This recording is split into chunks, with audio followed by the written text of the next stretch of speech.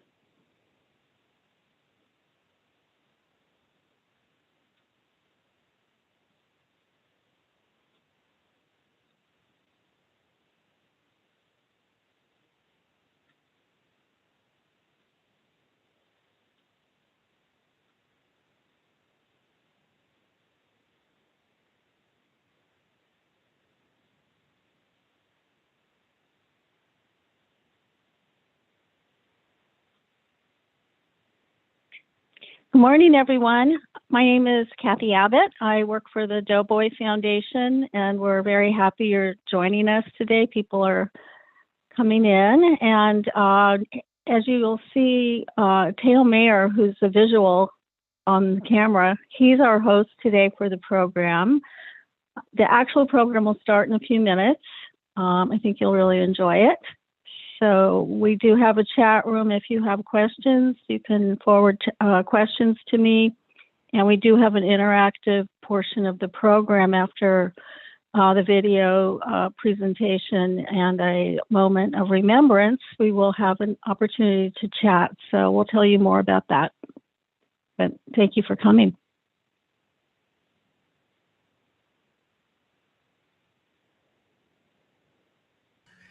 Hi, everybody. We're going to take a couple minutes to get started.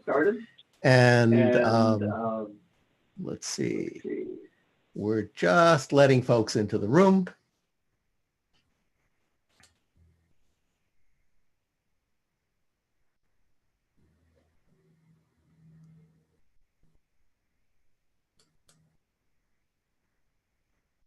You know, we decided to do this on Zoom because a lot of people who were planning on doing an actual remembrance, a physical remembrance, started reaching out to us on Bells of Peace and basically saying, you know, we want to do this, but, you know, is there another way? And of course, we've all learned the other way over the last months. And so well, we decided to do this on Zoom. We're going to do it 6 times today. We're going to do it for each time zone. So I think you'll really enjoy the program. It's a good program. We're going to start in exactly 4 minutes. And you'll see that the program, what it is about, it will be obvious, but we'll have a chance at the end, and you can think about this now. You'll have a chance at the end to raise your hand. If you don't know where it is, there is sort of a button near the bottom where you can either raise your hand and so forth. If you do that at the end, we have a section at the end where we're going to be asking you to perhaps join in, and we'll open up your mic. You'll get an invitation to open your mic. We probably won't be able to do everybody, but we'll talk for about 15 minutes. And it's all about why you think it's important to remember and honor our World War I veterans. Reaction button on the bottom.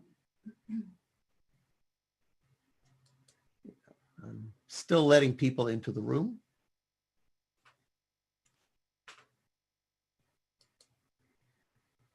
And Kathy, I'm going to ask you to take over letting people into the room in a moment as we get going.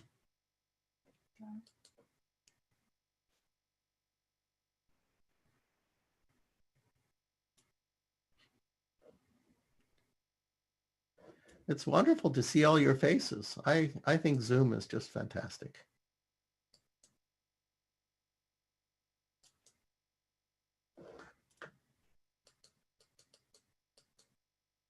Okay. You want to tell them about YouTube for any friends that can't get in?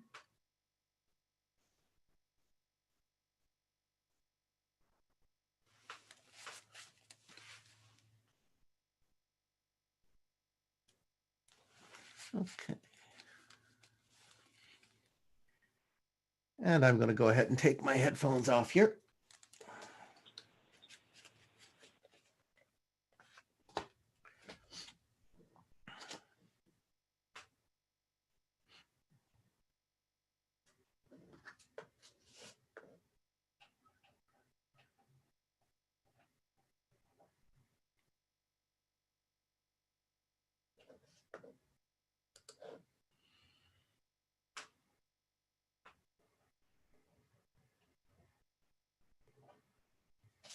We're going to get going in just about 1 minute exactly.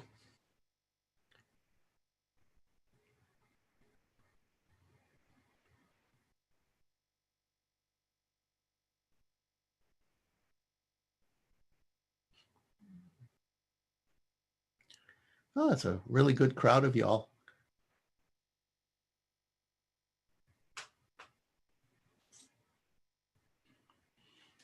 Okay, let me get going formally here. On behalf of the Doughboy Foundation, welcome to Bells of Peace on Zoom. This is the Eastern Time Zone edition. We're going to be doing this for each time zone, including for Alaska and Hawaii. I'm Teo Mayer. I'm the Chief Technologist for the U.S. World War I Centennial Commission and the Doughboy Foundation. Now, some of you met Kathy on the way in. She helped us come in here. We're both really happy you could join us today. We have a good program for you that's going to start in a few minutes. As you may know, Bells of Peace started in 2018 as a part of the 100-year anniversary of the World War I armistice. And it's evolving into an annual remembrance for those who served in World War I at the moment when the guns fell silent and the bells tolled on the Western Front on the 11th day of the 11th month at the 11th hour in 1918, after years of brutal combat. People are always asking me, what is the Doughboy Foundation? So I thought I'd explain it for a moment. It's the nonprofit organization that's been working hand in glove with the U.S. World War I Centennial Commission since 2013 to commemorate the centennial of World War I and to create the National World War I Memorial. It's also going to continue on, even after the congressional created commission sunsets in 2024.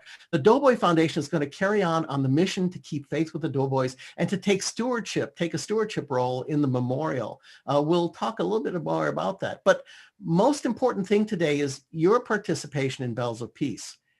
After the tolling, we're going to have a moment of silence where and after that, we'd like to invite you to participate directly. The question we'd like you to speak to is, why is it important to you to remember those who served?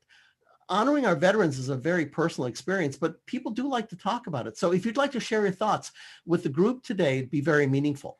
We'll tell you more about exactly how to do that as we get there. So welcome. We're going to start the commemoration program, and please stand by.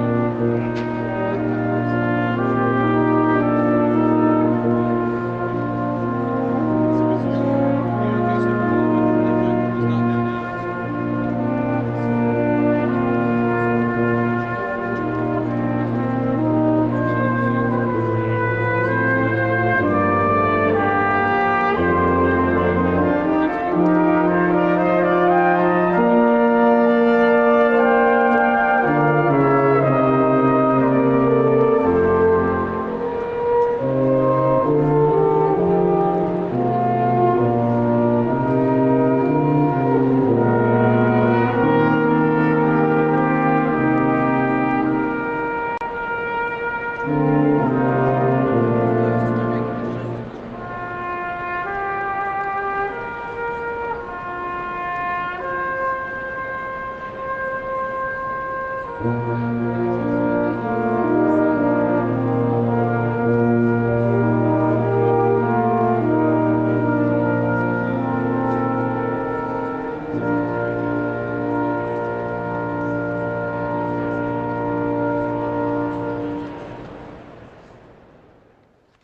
the 11th hour of the 11th day of the 11th month, the guns fell silent on the Western Front, bringing an end to the First World War. Our nation has recalled that moment on this day through the decades.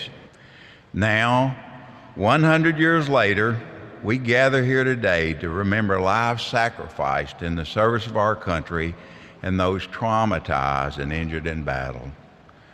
We also remember and pay tribute to our 28th Commander-in-Chief, President Woodrow Wilson, whose final resting place is here at the Washington National Cathedral.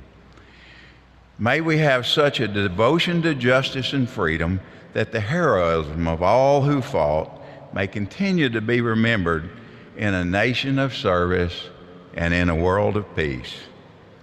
We gather this day to glorify God who sustains the world, to remember with thanksgiving those who lived and died in the service of our country, and to ask God's help and blessings that we may be worthy of their sacrifice each day of our lives.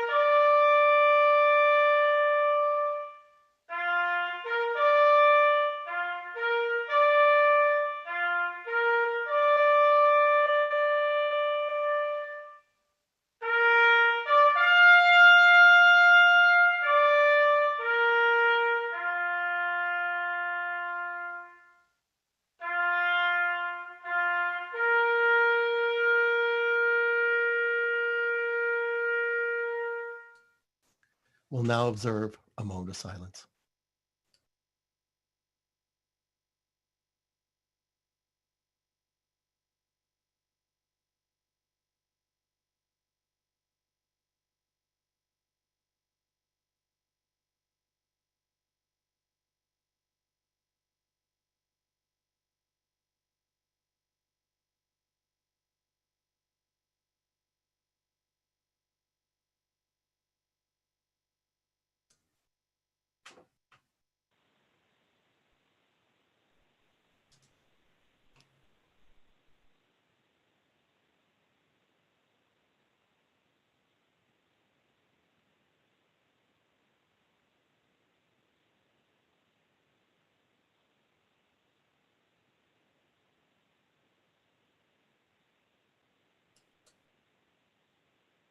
Thank you. Thank you. You know, this is the part where we'd like to open some mics and have you all share some thoughts on why you think remembering our veterans is especially important to you. Just go under the reaction tab at the bottom menu and select a hand wave or a thumbs up or something. And Kathy will be looking for you to invite you to unmute your mic. Kathy's checking now.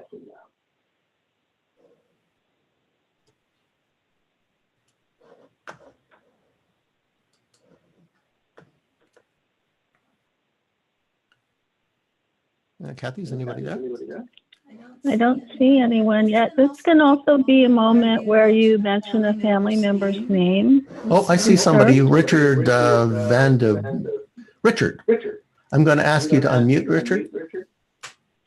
Richard, I think you're unmuted. Can you hear me? Yes, sir. Yes, sir. Okay, well, all of my relatives immigrated from Europe in 1910. My Belgian grandmother's family left so her brothers wouldn't get killed in the war.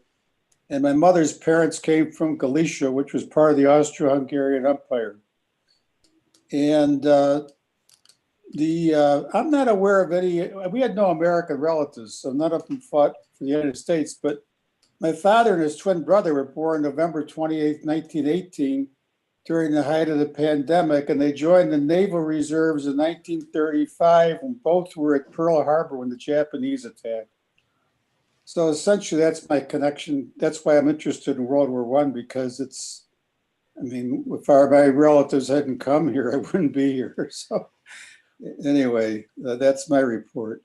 Well, it's true that most people have a family tradition of service. It happens a lot. Let's see if, Russell, I'm going to open up Russell. You're going to get an invitation to unmute. All right. I just think we need to remember our veterans for everything that they have done, you know, what we still do today. My grandfather was a World War I veteran, drove an ambulance in France. But every Farrington member has been part of the military since the inception of our country.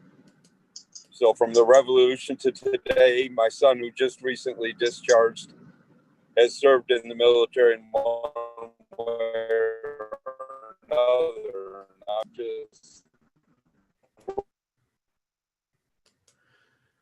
Richard, I think we may have lost you, but thank you. Again, you know, that what we've noticed with people participating is that it is very, very constant that people, once a family starts in service, it just sort of continues. Let's take a quick look, see if there's anybody else who has any comments. Oh, Karen, I see you raise your hand physically. Stand by. There you go. Karen Nellinger. Okay. Karen, you're still muted. I think you, oops, I'm asked you to unmute and oops, I'm clicking it. There you go. Okay, thanks. Welcome.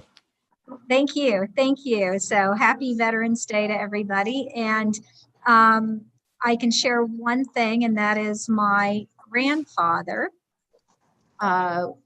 was in World War I. And he served in the Navy. He was stationed at Rochester, New York on the Navy ships. Well, Karen, for all of you all, if you're curious, we're going to be sending you to a website shortly, but we do have a free World War I genealogy research guide that you all can use. Really a wonderful 100-page book written by Deborah Dudek that will help you dig further into your family's background and history. And when we give you the website to go to and so forth, you'll find it there. I think some of you may enjoy that. Ethan Myers just raised his hand. I'm sorry, Kathy. Janet, can you find her and unmute her? Yes, hold on. And Ethan, I will keep you on standby. Hi. Do you have me on? Can you hear my voice? Yes, you're on, Hi. Janet. Okay. Can you pin her? Janet, let me find you so I can bring your video up. Oh dear. Oh, there you are. There you go, Janet. Great. Mr. DeMille, I'm ready for my close-up. Is that this moment? There you go. So I hope this isn't too long. I'll try to shorten it up. My granddad was with the 1-6 Marines in St. Mihiel. My great uncle was at Bellewood with the 3-5 Marines. Wow. My other great uncle fought for the Canadians and was wounded in Arras, France. My other great uncle was a chaplain with California's Finest. He was an Irish priest who went to California and was at Meuse Argonne. And so I have a list of my family, and I was fortunate enough because when there was the big fire in St. Louis, all of the records, I think you all remember this in the 70s, the Marine records were not there. I was able to get full Marine records for my granddad, my great uncle. I was able to get the Canadian records up in Canada from my great uncle who fought because he was still an Irish citizen and went over, registered in Minnesota, which was what they did. And then they went up and fought with the Canadians. And so I was very fortunate to be able to get that. Since that time, every generation of my family has been in service. My two sons-in-law, the only two sons I have, both are Iraq War veterans. I'm very interested in World War I particularly.